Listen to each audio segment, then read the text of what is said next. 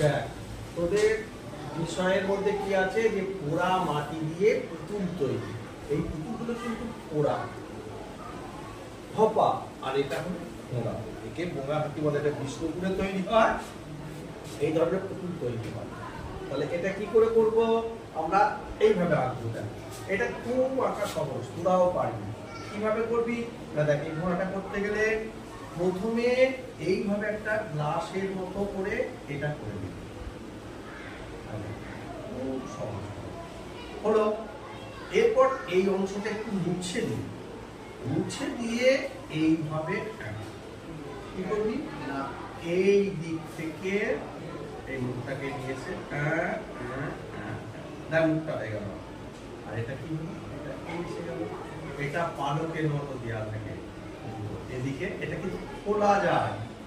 হলো। এবার এইখানটা করবো আমরা চোখ।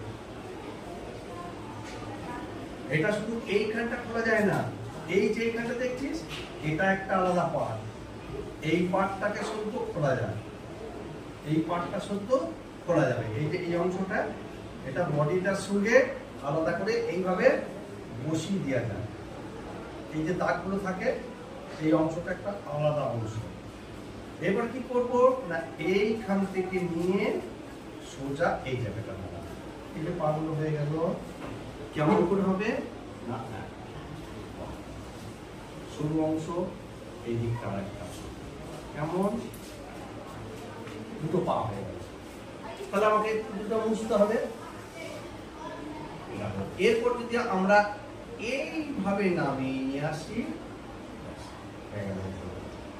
এটা কিন্তু একমাত্র আমাদের বিষ্ণুপুরী। এইখানে একটা পা হবে,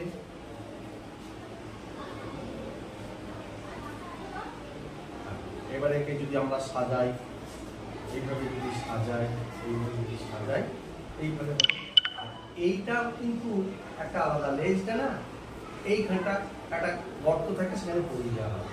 এবার ঘোড়াটাকে যদি আমরা এইভাবে সাজাই, অনেক সময় ঘোড়ায় চেপে যাওয়ার জন্য এরকম এগুলো কেউ ডিজাইন করে, এইভাবে ডিজাইন করে, গলাতে এইভাবে ডিজাইন করে।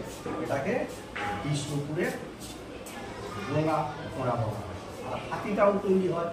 তা তোমাদের আজকে আমি ঘোড়াটা দেখালাম, পরের দিনে এই যে ঘোড়াটা আছে দেখালাম, এর পরের দিনে আমি এই পুতুলটা দেখালাম। ঠিক আছে?